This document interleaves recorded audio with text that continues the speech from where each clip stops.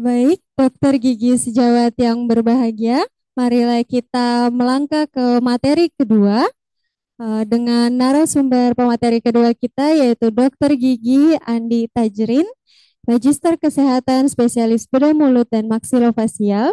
Sebelumnya akan saya bacakan untuk kurikulum vitae dari pemateri kita yang kedua. Nama dari Dokter Gigi Andi Tajrin, Magister Kesehatan Spesialis Bedah Mulut, Subspesialis Kom Konsultan. Lalu untuk riwayat pendidikan tahun 2002, lulus S1 Profesi Dokter Gigi FKG Unhas. Tahun 2011, lulus S2 Magister Kesehatan Fakultas Kedokteran Universitas Pajajaran. Tahun 2011, lulus Spesialis Bedah Mulut dan Maksilofasial FKG Universitas Pajajaran. Tahun 2019, konsultan dokter spesialis bedah mulut dan maksilofasial. Untuk riwayat jabatan 2014 sampai 2015, tim pengembangan Universitas Hasanuddin, lalu 2015 hingga 2019, Wakil Direktur Pelayanan Medik RSGM Unhas, 2018 hingga sekarang, merupakan Ketua Program Studi Ilmu Bedah Mulut SP1 FKG Unhas, lalu 2019 hingga sekarang, merupakan Direktur RSGMP Unhas 2018 hingga 2022, merupakan Sekjen PP PAPMI, dan 2022 hingga 2025 merupakan Dewan Pakar PB PDGI. Hingga 2022 hingga sekarang merupakan Ketua Umum Pengurus Pusat PAPMI dan 2022 hingga sekarang merupakan Wakil Ketua ARS PTN.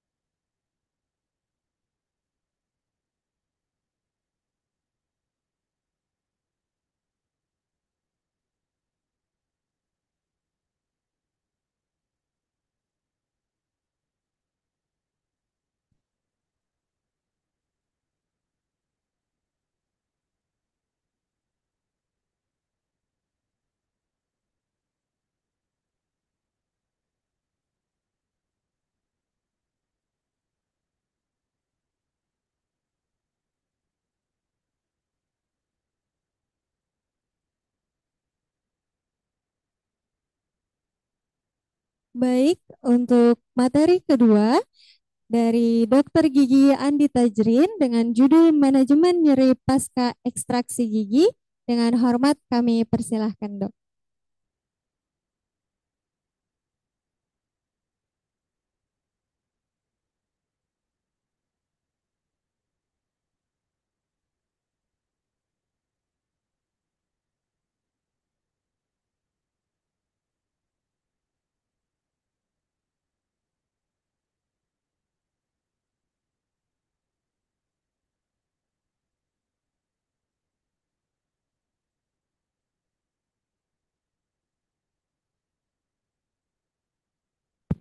Terima kasih moderator,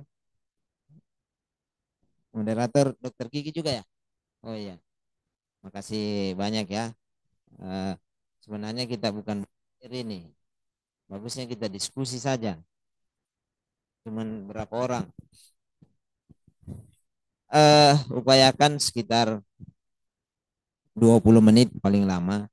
Intinya saja yang saya sampaikan ya tentang bagaimana mengurangi nyeri pada saat melakukan ekstraksi. Slide. Jadi sejawat sekalian, eh, Ya, ini terus deh, terus. Terus, ya, terus.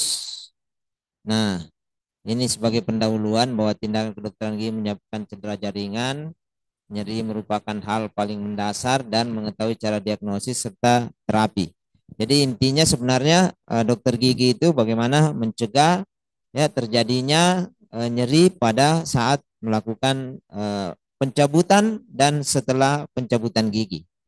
Nah, jadi kalau kita cabut dalam keadaan sakit, lalu kita setelah kita cabut dia sakit, biasanya pasien akan eh, dalam tanda kutip tidak mau lagi datang.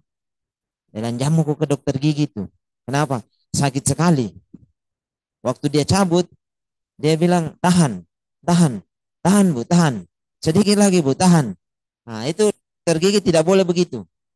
Ya, mulai sekarang berhenti, minta pasien sedikit lagi, tahan, tidak sakit karena bukan kita yang rasakan. Nah, jadi inilah yang harusnya kita tahu dalam penata laksanaan nyeri. Ya, ada pointer ya? Nggak ada ya? Saya ada bawa. Saya sudah tahu tidak ada di Nunukan, jadi saya bawa. Ada ya? Saya tidak tahu bagus baterainya atau tidak ini. Ada baterai kecil tak ya? Nggak ada ya? Tunggu dulu. Habis waktu ini karena.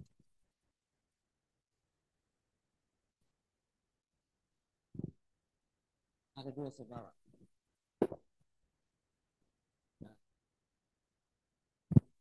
Nanti kalau mau disimpan satu, silakan. Nagil, jangan ku ambil betul lagi. Main jaga. Ya, slide deh. Kita lanjut ya. Ini yang sebenarnya apa yang terjadi? Slide terus, terus dibuka saja. Ya. Nah ini tujuan apa namanya tinjauan nyeri ya. Apa nah bisa kita lihat bagaimana nyeri itu terjadi. Slide. Ya. Nah ini yang paling sering teman-teman lakukan. Jadi apakah itu cabut gigi atau odontektomi? Bayangkan bahwa kita lakukan pencabutan di sini pasti menimbulkan rasa nyeri. Nah, oleh karena itu kita butuh bagaimana menghindari terjadinya nyeri pada saat tindakan kedokteran gigi. Slide.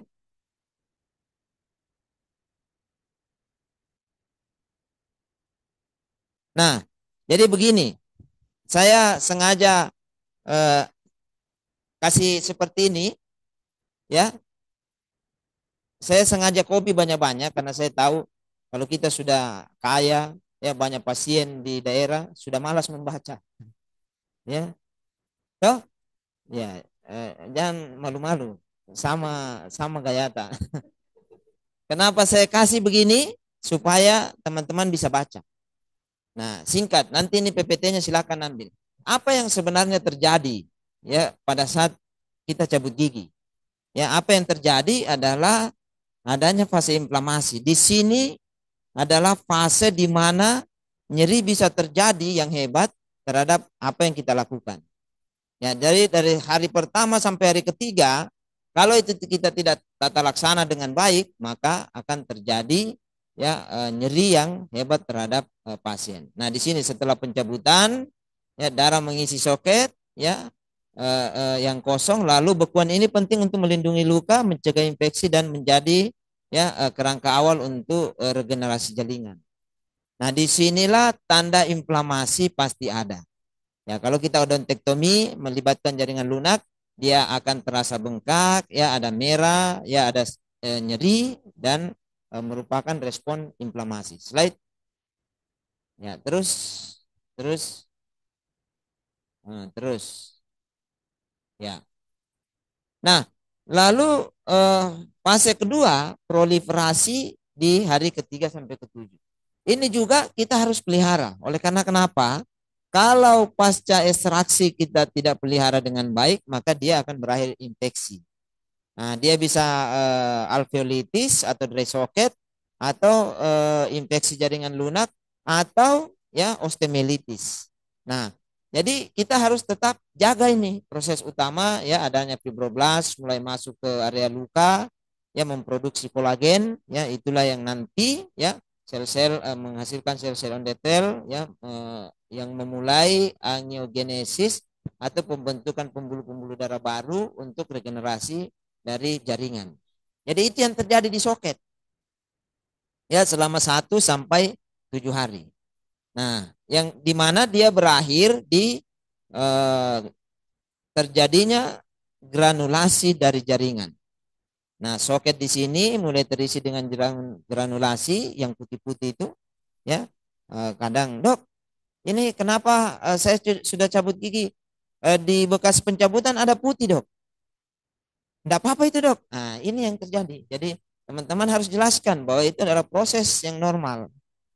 Ya, proses normal ya, yang apa namanya merupakan proses pembentukan granulasi di mana dia terdiri dari fibroblast, kapiler baru, ya, dan sel-sel darah yang akan merangsang pembentukan tulang dan jaringan dan memakan dan menghabiskan atau membunuh sel-sel yang tidak berfungsi. Jadi ada dua sel yang apa namanya jalan di sini. Ada satu osteoblas, ada satu osteoklas. Ya, apa namanya menghancurkan dan membentuk. Slide. Ya. Lalu ada namanya fase remodeling dan maturasi. Nah, ini biasanya dia sudah tidak terjadi apa namanya masalah, asal pada saat hari pertama sampai ke-7 itu benar-benar kita lakukan dengan baik. Ya. Ini ya slide. Nah, ini sejawat sekalian yang menjadi ya faktor utama ya dalam proses penyembuhan jaringan ekstraksi. Pos ya ekstraksi. Jadi slide. Jadi nyeri pada fase, jadi apa yang terjadi di inflamasi ya, apa yang terjadi tadi di fase inflamasi yang 1 sampai 3 hari ini. Nah, ini sengaja saya tidak potong ya, bahwa mekanisme saat jaringan di sekitar gigi dicabut oleh trauma, sel-sel tubuh seperti mast cell dan platelet melepaskan mediator inflamasi. Apa yang dia lepas adalah prostaglandin, bradikinin, dan histamin. Ini yang menjadi musuh kita. Jadi saat inflamasi ya, apakah itu kita tambal gigi, apakah itu kita scaling atau melakukan pencabutan, ini yang akan keluar. Ya, saat inflamasi ini yang sehingga untuk mencegah nyeri, maka kita berupaya memblok ini. Kalau bisa jangan ada ini yang keluar, tapi kan tidak mungkin. Ya kan? Karena dia juga berfungsi sebagai proses penyembuhan. Nah, sehingga yang namanya penata laksanaan nyeri adalah mengendalikan produksi dan pengaruh dari zat-zat inflamasi ini. Karena sejawat sekalian bahwa prostaglandin ini yang merangsang ujung saraf ya nantinya untuk mengirimkan nyeri. Jadi ini prostaglandin ya, lalu bradikinin memicu nyeri dan meningkatkan permeabilitas pembuluh darah, dan histamin memperluas pembuluh darah dan menyebabkan pembengkakan.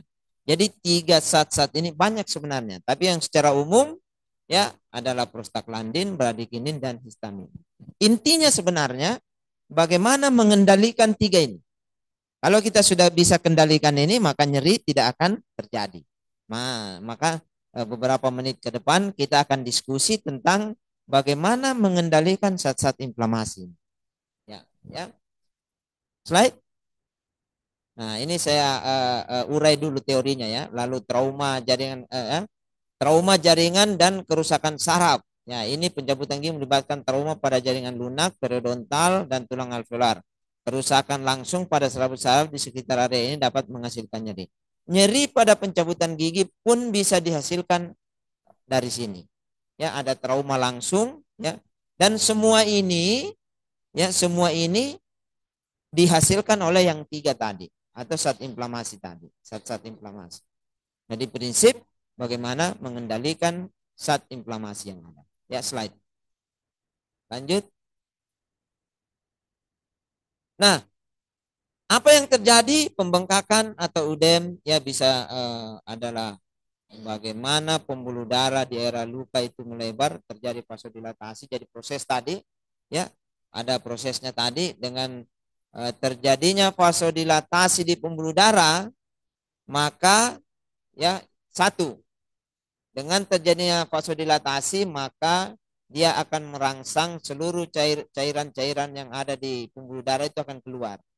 Ya, akan keluar ke jaringan sekitar yang menyebabkan rembes dan bisa menjadi bengkak, ya, menjadi penekanan terhadap saraf yang ada di daerah situ. Apalagi kalau saraf trigeminal, ya, saraf yang nyeri di kita itu trigeminal, nervus trigeminus, ya, dia berada dalam tulang. Kebayang kalau ya inflamasi itu keluar ke dalam tulang, ya, tulang itu keras sehingga beberapa mili saja cairan yang keluar, ya, dia akan menekan begitu hebat kepada pembuluh saraf. Makanya ya bisa meningkatkan aktivitas sistem saraf ya untuk menangkap sistem nyeri dari proses ekstraksi yang dilakukan. Ya, slide. Nah, ini pemahaman awalnya ya supaya kita bisa teman-teman mampu melakukan terapi nanti dan mencegah, ya. Lalu faktor yang mempengaruhi. Jadi konsep yang selama ini kita kalau ekstraksi rayanya apa? Asam mefenamat 3 kali 1. Iya kan? Nah, itu Indonesia Raya itu. Disinggung-singgung sama dokter lain itu bahwa kalau dokter gigi itu 2 obatnya. Ya. Asam mefenamat sama amoksisilin. Betul atau tidak? Tergantung kita. Yang kita kuasai hanya itu atau tidak. Nah, ternyata kesalahan dimulai dari kita harus tahu bahwa intensitas nyeri itu sangat dipengaruhi oleh trauma. Jadi semakin besar trauma, semakin besar harusnya obat yang kita berikan.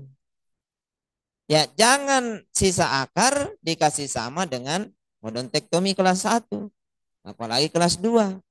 Nah, itu satu, intensitas nyeri. Ya, lalu keadaan pasien. Kita tidak pernah memikirkan keadaan pasien. Ya kan? Pasien dengan gangguan nyeri kronis atau kecemasan berlebih atau apa? Keadaan pasien dari berat badan. Obat itu ada dosisnya. Kita pakai protokol 3 kali 500. 3 kali 500. Semua orang sama 3 kali 500. Mau yang body suling, body gitar, body biola, semua 3 kali 500. Tidak bisa. Iya kan? Body yang maaf ya, dokter ya. Kita tidak makmur, tapi justru body begini yang bagus. Ya, ini jangan kasih sama dengan dokter Asep. Dede Asep kan nyambung toh. Nah, tapi apa yang kita bikin selama ini? Betul kan? Kita 3 kali 500. Dia kita kasih 3 kali 500. Dokter Dede Asep kita kasih 3 kali 500. Ini sudah.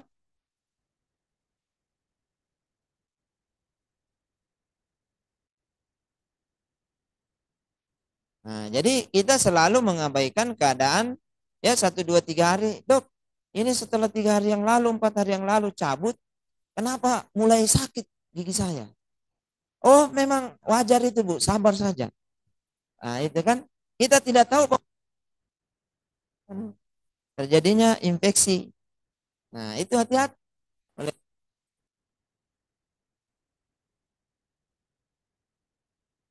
Kita tidak tahu bagaimana intensitas nyeri itu dihasilkan. Nah, itu ya. Slide. Nah, itu yang pertama ya. Jadi sangat perhatikan dosis obat ya, keadaan pasien dan keadaan dari mulut pasien pada saat kita lakukan. Nah, ini pengelolaan nyeri pada fase inflamasi, ya. Ini monggo nanti silakan slide. Ya. Nah, ini yang penting ya, mekanisme nyeri, slide terus. Nah, jadi kita sebagai seorang dokter gigi wajib tahu ini juga. Ya, kita tidak akan apa? Kita akan seperti tukang atau seperti tukang gigi atau siapalah. Kalau kita tidak tahu asam mefenamat itu untuk apa? Ya, ibuprofen itu dikasih untuk apa? Tramadol itu apa? Gimana? Salahnya nih. Nah, secara singkat saya akan bahas di sini supaya teman-teman bisa apa namanya bisa mengetahui bahwa bagaimana terjadinya cedera atau trauma di gigi ini ekstraksi bisa menghasilkan nyeri. Jadi prosesnya panjang ini, ya. Ada 3 proses secara umum bahwa ekstraksi itu bisa menghasilkan rasa nyeri. Yang pertama adalah ditangkapnya, ya, ditangkapnya zat-zat inflamasi oleh ujung saraf yang ada di dekat gigi, lalu akan terjadi proses inflamasi, lalu ada respon endokrin, ya, neuroendokrin. Nah, ini akan melalui mekanisme nyeri yang akan terjadi, mulai dari transduksi, transmisi, modulasi, dan persepsi. Nah, ini yang paling penting sebenarnya. Ya, kalau saya bawa nyampaikan materi nyeri, ini yang harus kita pahami sehingga tepat sasaran kita melakukan terapi. Slide. Ya, ya. Singkatnya seperti ini. Ya. Terus, nah, jadi begini dok. Ya, ini bahwa sebenarnya produksi nyeri itu ya, dihasilkan di sini, di ujung ini. Ini ujung nociceptor namanya ya, nociceptic. Jadi ini gigi kita cabut, thread, maka keluarlah tadi yang 3, ya, minimal ada bradikinin, ada histamin, ya, dan seterusnya. Ini pada saat kita ekstraksi sini, jangankan kita ekstraksi, ketusuk saja itu langsung keluar. Nah, itulah kalau tidak dikendalikan yang minimal 3 tadi, itu akan ditangkap oleh nociceptor, akan dibawa naik ke sini dan dipersepsikan sebagai nyeri. Nah, oleh karena itu kita sebagai dokter gigi, maka pastikan bahwa nociceptor ini tidak menangkap zat-zat inflamasi pada saat kita lakukan ekstraksi. Bagaimana caranya? Banyak. Pertama, kita kurangi, ya, pada saat ini trauma, kita mulai blok, ya, blok di daerah sini supaya zat-zat inflamasi tidak keluar banyak. Itu yang pertama.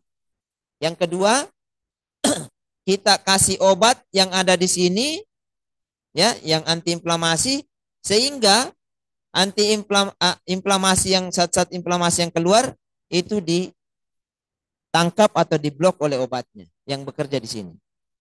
Yang ketiga, bahwa kalau ada inflamasi yang ditangkap di sini yang akan dibawa ke sana, maka diblok di sini. Nah, ya, diblok di sini. Ini adalah nervus trigeminus, maka reseptor, ya, nyeri tidak sampai ke sana karena kita blok di sini. Itu yang ketiga, ya. Jadi yang pertama tadi mencegah zat inflamasi banyak keluar, lalu mengurangi zat inflamasi di sini dengan obat-obatan, lalu mencegah atau memblok zat inflamasi yang lewat dari sini melalui nervus, lalu pemberian obat-obatan di sini di medula spinalis, ya, di medula spinalis, sehingga dia tidak ada yang lolos ke sana untuk dipersepsikan sebagai rasa nyeri.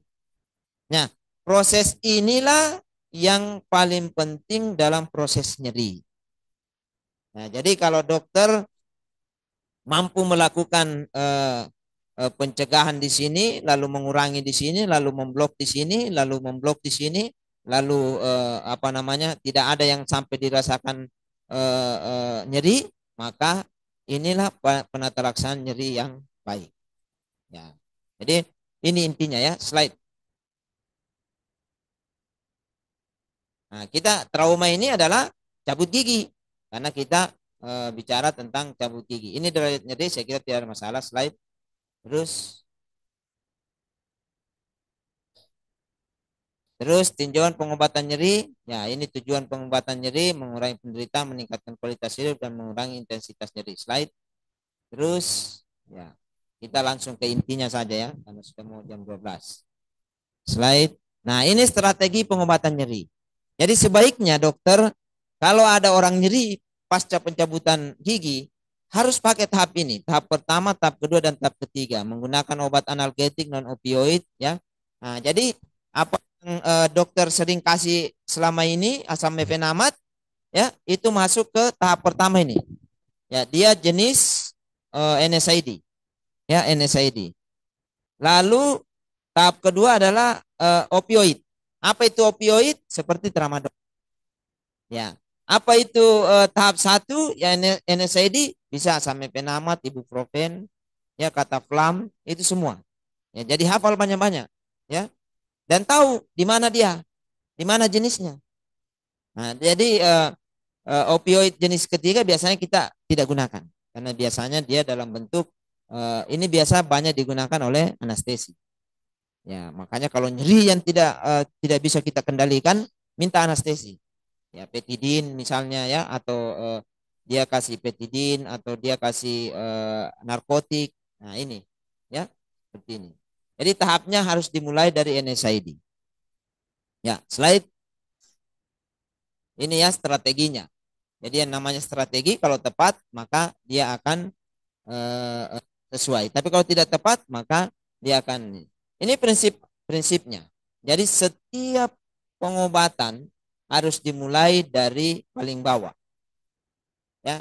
Jadi tadi kita evaluasi ya bagaimana kemungkinan nyeri yang dihasilkan, bagaimana besar traumanya, bagaimana pasien bagaimana besar apa tidak pasiennya atau bagaimana pasien menanggapi nyeri, apa dia khawatir atau ambang batas nyerinya terlalu rendah sehingga mudah sekali terjadi nyeri.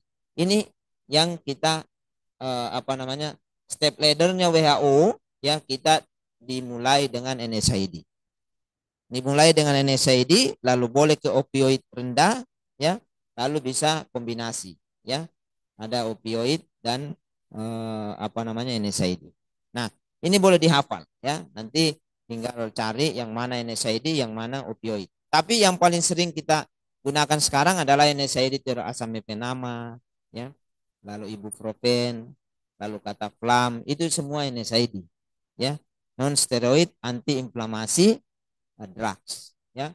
Lalu opioid, opioid yang paling banyak itu adalah contoh seperti tramadol ya, tramadol ya itu opioid. Ya, slide.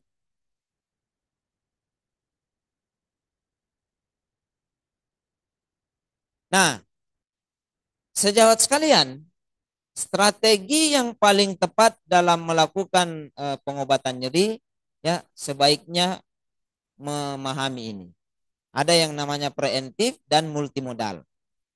Ya, ada preemptif dan multimodal. Jadi kita gunakan strategi ini. Apa itu preemptif? Sama dengan antibiotik. Sebelum kita untuk pencegahan infeksi, pada saat kita operasi kita berikan namanya profilaksis. Nah, di nyeri namanya preemptif. Sebelum dilakukan odontektomi, maka kita kasih obat analgetik. Nah, itu namanya preemptif. Jadi 1 jam, 2 jam, 3 jam atau 1 hari sebelum ekstraksi odontektomi kita kasih namanya analgetik namanya preemptif. Sama dengan profilaksis kalau dia. Tujuannya apa? Tadi mencegah keluar banyak. Nah, jadi preemptif ini berfungsi mengurangi zat-zat inflamasi yang keluar. Kalau misalnya normal ini ya analognya begini. Kalau odontek kelas 1 ya misalnya zat inflamasinya bisa keluar sekitar 50 miligram ya. Contoh ini ya contoh 50 miligram ya. Tapi pada saat kita kasih preventif, maka dia tinggal 25 mg. Jadi betapa pentingnya preventif. Nah, lalu yang kedua, multimodal. Multimodal itu adalah pemberian antibiotik lebih. Nah, ingat, jadi pemberian analgetik lebih dari satu. Tapi jangan yang sama fungsinya. NSAID, kalau sudah kasih NSAID, jangan kasih jenis yang sama. Katanya lebih dari satu, dok. Iya boleh, tapi yang tidak sama. Satu NSAID, satu opioid. Itu namanya multimodal. Bukan dua NSAID. Ya, ya, oke. Nah, lalu pemberian analgetik injeksi yang bekerja di ya apa namanya di nervusnya tadi. Nah, gitu. Nah, ini dasar ya, dasar teori. Jawab sekalian bisa mengingat bahwa tata laksananya bisa tepat atau tidak. Slide. Nah, ya kita agak cepat. Oke, preventif terus ya, terus ya, terus. Oke, terus kita langsung ke gambarnya saja deh. Ya, terus ya, terus lagi. Nah, ini langsung ke gambar saja, langsung ke kesimpulan supaya bisa lagi. Nah, ini ya. Oh, sayang ini tidak kelihatan ya. Nah, jadi begini ya. Kesimpulan bagaimana tata laksana nyeri. Tadi kita tahu ya bahwa nyeri itu timbul di tempat mana? Satu, di nociceptif, lalu dikirim ke nervus, lalu dikirim ke medula spinalis, dan dikirim ke otak untuk dipersepsikan. Dokter pernah dengar bahwa obat yang bekerja perifer dan bekerja pusat. Ya, ada obat analgetik yang bekerja perifer. Ada obat analgetik yang bekerja sentral. Pernah dengar? Ya harus pernah dengar itu. Ya. Jadi yang bekerja perifer ya adalah obat-obatan yang berfungsi NSAID. Jadi obat-obat yang bekerja sentral, saya dari harus tahu bahwa seluruh yang bekerja perifer maka dia antiinflamasi. Karena kenapa? Dia hanya berfungsi mengurangi zat-zat inflamasi untuk ditangkap nociceptor. Itulah dia berfungsi sebagai antiinflamasi. Sebagai inflamasi. Nah, jadi kurang ditangkap pada saat terjadi trauma. Yang kedua yang harus kita ketahui bahwa nyeri itu ada 4 tempatnya, dok. Ada di transduksi, di transmisi, ya, di modulasi dan di persepsi. Nah, keempat tempat inilah harus diblok nyerinya. Jadi di transduksi, transmisi, modulasi dan persepsi. Di transduksi dengan menggunakan NSAID, ya, ditransduksi dengan menggunakan NSAID karena dia antiinflamasi. Lalu ditransmisi dengan menggunakan injeksi anestetikum karena dia di nervus, ya. Lalu dengan obat-obat opioid dimodulasi dan dipersepsi. Nah, jadi saya ulang. Ya.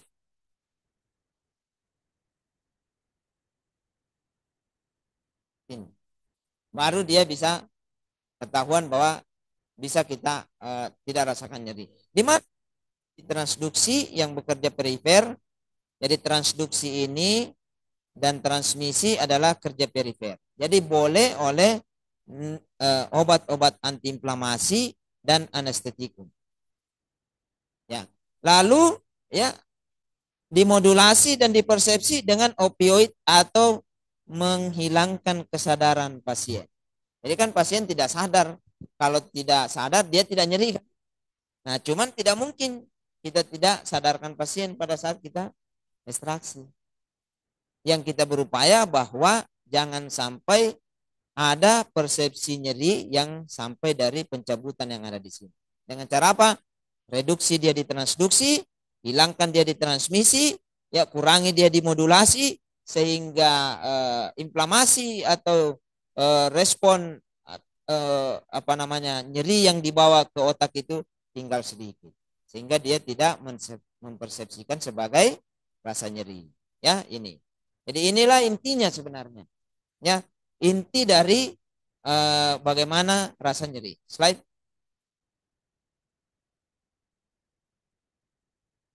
Nah, ini jangan stop, stop, stop. Ya, jangan terima kasih dulu. Ya, ini. Ya, jadi bagaimana tata laksana nyeri di transduksi?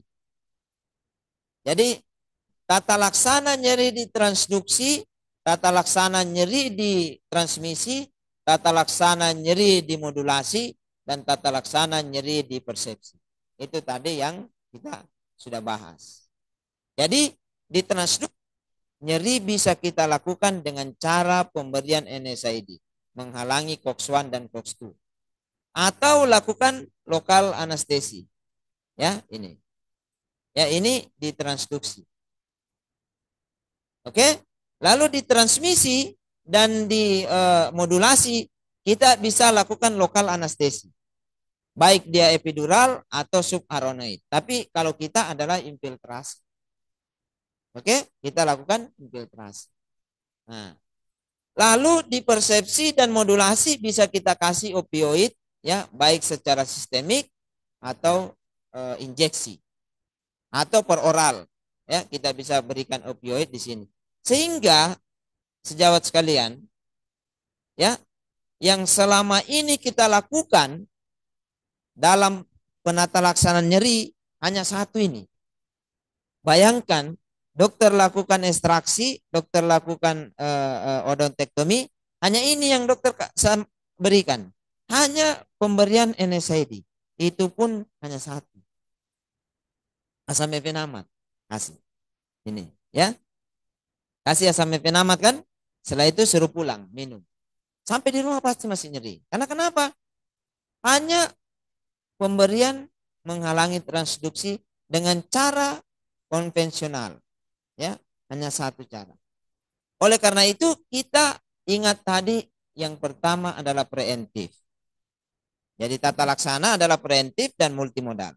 Preventif dengan cara sebelum kita lakukan ekstraksi atau dentectomy, sebaiknya dokter memberikan preventif. 1 atau 2 jam sebelum dilakukan operasi atau 1 hari sebelumnya, maka kasih dia analgetik. Apakah asam mefenamat, ibuprofen, atau paracetamol, boleh kasih sebelum ekstraksi. Sehingga ya saat anestetikum yang keluar nantinya sudah berkurang sebelum pada saat dilakukan pencabutan. Nah, itu preventif. Lalu multimodal. Ada terapi yang kedua adalah multimodal. Yang dimaksud multimodal, dokter terapi di transduksi, dokter juga terapi di transmisi, dan dokter juga terapi di modulasi. Nah, banyak sekali obatnya berarti, dok. Harus kita lihat intensitas nyerinya apa. Kalau dengan ditransduksi saja dia sudah cukup, maka tidak usah lakukan di persepsi dan modulasi. Tapi kalau misalnya odontektominya besar atau ekstraksinya besar, maka sebaiknya selain kasih di transduksi, maka kasih juga di transmisi, maka kasih juga di modulasi. Itulah multimodal. Jadi, dan dia tidak overdosis karena berbeda. Ya. Tempat di transduksi bekerja berbeda dengan di modulasi. Ya. Asam mefenamat dokter kasih 500 mg, lalu kasih tramadol 50 mg, itu tidak akan memberikan efek hiperdosis. Karena dia tempatnya berbeda bekerja.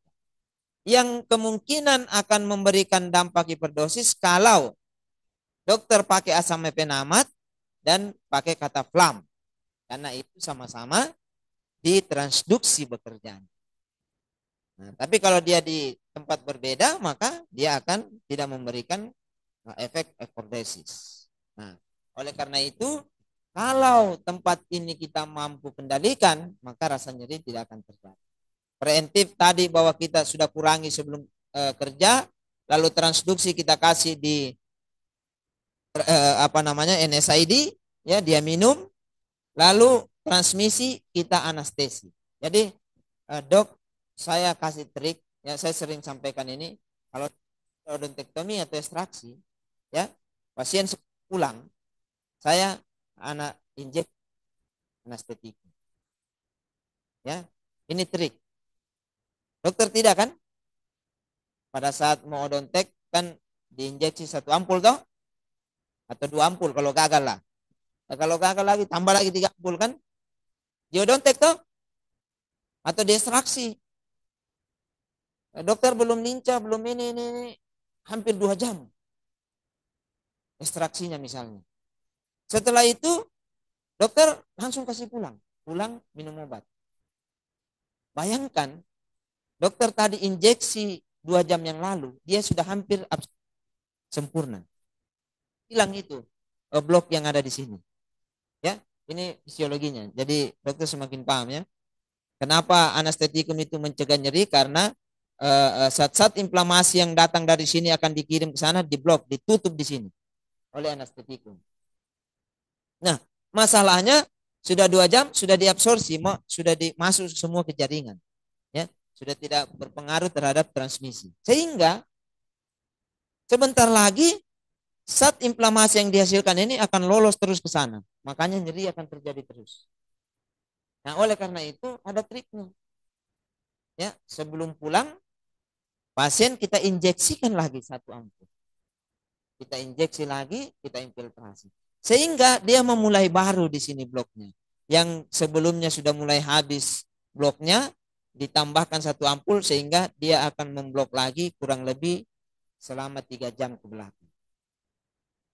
3 jam ke belakang dia tidak rasakan nyeri sambil menunggu ya obat-obat ditransduksi atau modulasi ini bekerja dengan baik untuk mengurangi zat inflamasi.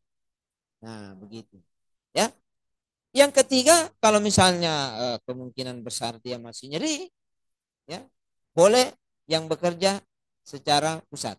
Kasih tramadol atau paracetamol. Jadi paracetamol itu bekerja pusat, Dok. Ya. Jadi dokter bisa kombinasikan asam mefenamat dengan tramadol atau asam mefenamat dengan paracetamol. Ibuprofen dengan tramadol atau ibuprofen dengan paracetamol. Itu namanya multimodal. Saya yakin dan percaya pasien tidak akan pernah merasakan nyeri lagi.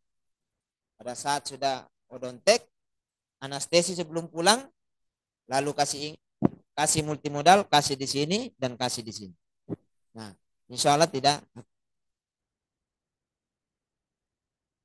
Apa itu NSAID? Jenis-jenis obatnya.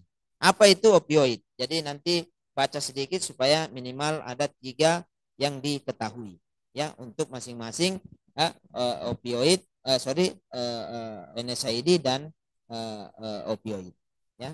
Tapi yang paling sering adalah tramadol kalau opioid. Gunakan dengan paracetamol. Ya, paracetamol itu dia tidak bekerja di sini karena paracetamol bukan antiinflamasi. Ya, yang bekerja di sini adalah mereka yang antiinflamasi, non-steroid anti-inflammation drugs.